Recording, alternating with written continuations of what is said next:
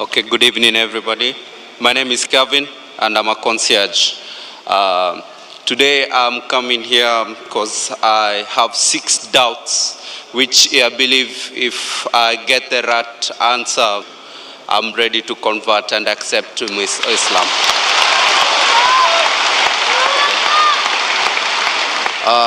To start with, on my first question, is that how do I know that Islam is the right way to worship? And I will follow that question with the second question, which goes like, how do I know that the message I'm conveying is going to God? Okay? And my third question, since Dr. Zakir, I've been listening to you before, you have said before and you have preached that there's no way you can go to heaven without strictly abiding to the commandments that were given to Moses.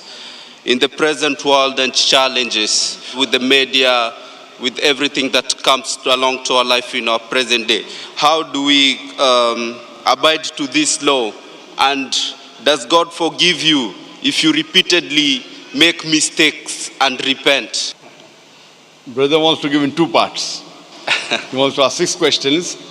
The first 3 questions brother asked, that how do I know in Islam the worship is correct? It can be understood as how we worship in Islam, is that correct? Or it can mean that is Islam the correct religion? What do you mean? Do you want to know that the way you worship in Islam, is it the right way, or is Islam the correct religion of worship? The first question the brother asked, he wants to know how will he come to know that is Islam the correct religion we should follow. And the second part that is similar, that how will you come to know that Islam is the truth? Exactly. And the third that he said, I said in one of my speech, that J.S. peace be upon him said, that if you want to enter Jannah, you should keep all the commandments and follow all the laws mentioned in the Old Testament. How in this age can we follow all the laws of the Old Testament? I will try and club the first 2 questions together. That how do you know that Islam is the correct religion to worship? And how do you know that Islam is the truth? Islam comes from the word salam, which means peace. It is also derived from the Arabic word silm, which means to submit your will to God. Islam means peace acquired by submitting your will to Almighty God. And for any book to claim that it is a message from God, for any religion to prove that it is from Almighty God, this revelation, this book, this religion should stand the test of time. Previously, it was the age of miracles. And the glorious Quran is the miracle of miracles. Later on came the age of literature and poetry. Muslim and non-Muslim Arabic scholars alike, they claim the glorious Quran to be the best Arabic literature available on the face of the earth. But today, if a religious book says in a very poetic fashion, the world is flat, will a mortal man believe? But natural, no. Because today is the age of science and technology. So if we put this test of science and technology to all the religious scriptures that we have today, of the different religions of the world, all of them fail the test except the Quran. And I've given a lecture on the topic Quran and modern science, compatible or incompatible. Time does not permit me to give a full lecture in this question and answer session. But I'd like to mention that Albert Einstein said, the famous physicist and the Nobel Prize winner, that science without religion is lame, and religion without science is blind. Let me remind you, the glorious Quran is not a book of science, S-C-I-E-N-C-E, but it's a book of signs, S-I-G-N-S. And there are more than 6,000 signs, more than 6,000 ayats in the glorious Quran, out of which more than 1,000 speak about science. Now, if you compare the scientific facts that we have come to know, we find that what science has discovered recently, maybe 50 years back, 100 years back, 200 years back, 400 years back, the glorious Quran has mentioned 1400 years ago. The Quran speaks about the creation of the universe in Surah Anbiya, chapter number 21, verse number 30. What the scientists discovered recently about the Big Bang. What they discovered 50 years back is mentioned in the Quran 1400 years ago. We came to know that the earth is spherical in 1577 when Sir Francis Drake sailed around the earth. The Quran says in Surah Naziyat, chapter number 79, verse number 30, that we have made the earth egg-shaped, wal arda ba'da zalika dahaha, referring to the egg of an ostrich, and we know the egg of an ostrich is geospherical in shape. We previously thought that the light of the moon was its own light. Recently we came to know 100 years back, 200 years back, 300 years back, that the light of the moon is reflected light, not its own light. This is mentioned in the Quran 14 years ago in Surah Furqan, chapter number 25, verse number 61. So who could have mentioned all these facts in the Quran which we came to know recently? Previously when I was in school, I had learnt that the sun revolves but does not rotate about its own axis. Quran mentioned in Surah Anbiya, chapter 21, verse number 33, that the sun besides revolving, it also rotates about its axis. Today science has come to know that besides the sun revolving, it even rotates about its axis, which is mentioned in the Quran 14 years ago. In this way, the Quran speaks about botany, about biology, about zoology, about embryology, about genetics, all which we came to know recently in science, 50 years back, 100 years back, 300 years back, 500 years back. So if we put this test of science today to all the religious scriptures, the only religious scripture that passes this test is the glorious Quran. Today, science hasn't advanced so much that it knows everything. So I tell the people that if you analyze the Quran, we come to know approximately 80% what the Quran speaks about science. Today science has confirmed it is 100% correct. There may be about 20% which is ambiguous, neither right, neither wrong. So my logic says when 80% is 100% correct, the balance 20% inshallah will also be correct. So it is a logical belief. There is not a single verse in the Quran which has been disproved by scientific fact. There may be hypotheses which may not agree with the Quran, but there is not a single verse in the Quran which is disproved by any scientific fact. So based on this, if we put this test to any scripture, the only religion, the only scripture that passes this test is Islam and Quran. I started the question answer session by quoting a verse of the Quran from Surah Isra, chapter number 17, verse number 81, which says, وَقُلْ جَاءَ الْحَقُّ وَزَاقَ الْبَاطِلِ إِنَّ الْبَاطِلَ كَانَ زَهُوقًا. Say that truth has arrived and falsehood perishes. For falsehood is by its nature bound to perish.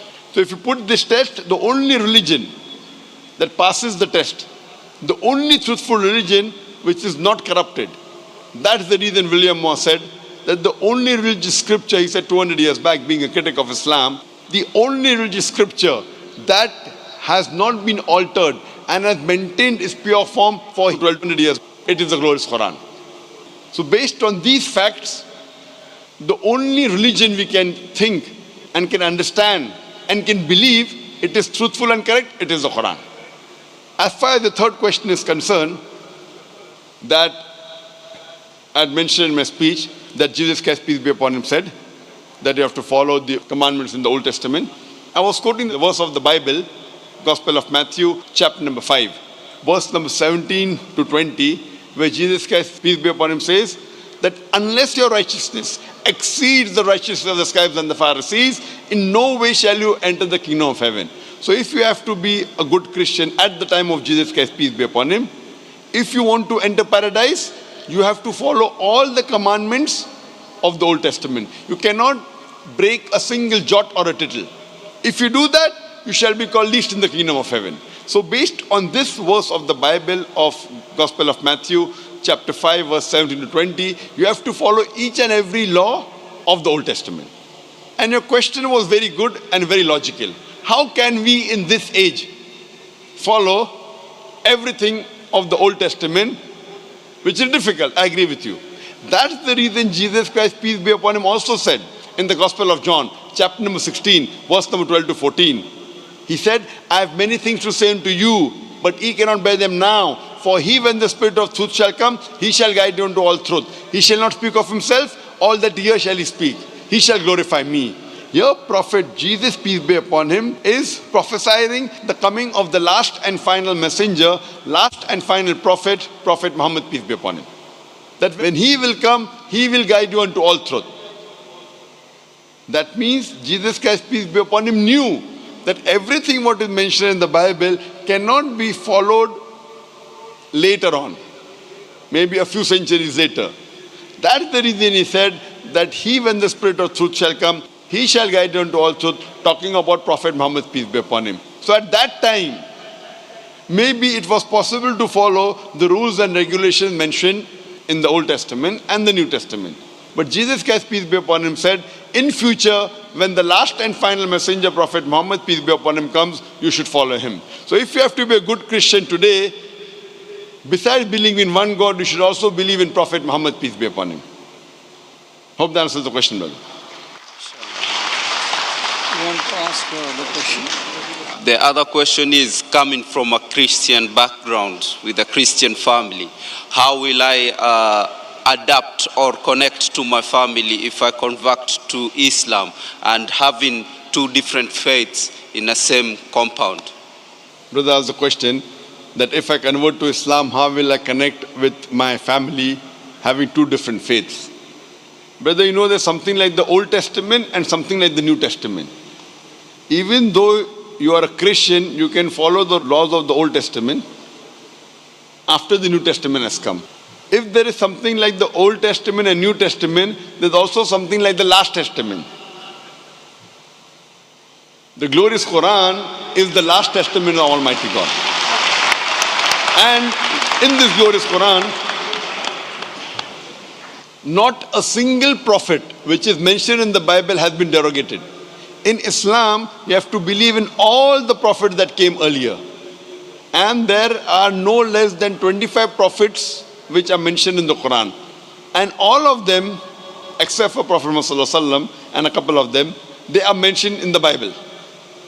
So, we have to respect all the prophets of Almighty God. And our beloved Prophet Muhammad ﷺ said that Almighty God has sent 124,000 messengers on the face of the earth. So if you become a Muslim, you do not have to disrespect any of the prophets mentioned in the Bible. In fact, you will have to tell them, I am following 100% what Jesus Christ, peace be upon him, said. What the other Christians are doing, they may be following 80%, maybe 90%, maybe 50%. You should tell them that Gospel of John chapter number 16 verse number 12 to 14 says, I have many things to say unto you, but ye cannot bear them now. For he, when the Spirit of truth shall come, he shall guide you unto all truth. So I am following Jesus Christ, peace be upon him, much better than the other so-called Christians. So if you become a Muslim, you will be a better Christian than the Christians themselves.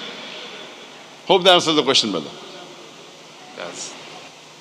What's the fifth question? I just ran out of questions now. Fine, so all your questions answered. Yes, it has. Thank So you. now are you convinced about the religion of Islam? I'm convinced about the religion of Islam and I'm ready to accept Islam. Do you believe that there is one God? I'm sorry? Do you believe that there is one God? I believe there is one God. Do you believe Jesus Christ, peace be upon him, is God? I believe Jesus Christ was the messenger of God. MashaAllah. Do you believe that Prophet Muhammad, peace be upon him, is the last and final messenger? I believe Prophet Muhammad was the last and final MashaAllah. messenger. Brother, is anyone forcing you to accept Islam? I'm ready to accept. Is anyone forcing you to accept Islam? Nobody is forcing me. Are you It's my doing out of your decision. I'm free making will? from myself. Out of Yes. your free will, out of your own conviction? Out of my own heart. Because forcing anyone into Islam is prohibited in our religion, and it is prohibited even by laws of most of the countries in the world. So you're doing it out of a free will, inshallah. I'm doing it out of free will. I will say in Arabic, and inshallah I can repeat it. Ashhadu Ashadu Allah Allah ilaha ilaha illallah illallah wa ashhadu wa ashadu anna anna Muhammadan Muhammadan abduhu abduhu wa rasuluhu. wa rasuluh. I bear witness. I bear witness. I bear witness I bear witness that there is no God there is no God but Allah, but Allah, and and Muhammad Muhammad is is the messenger the messenger and servant of Allah. and servant of Allah. MashaAllah, you have become Muslim. And I pray to Allah subhanahu wa ta'ala that He guides you and He helps you to guide your family to come to the religion of peace. And I pray to Allah subhanahu wa ta'ala to give you the best in this world as well as in the next life.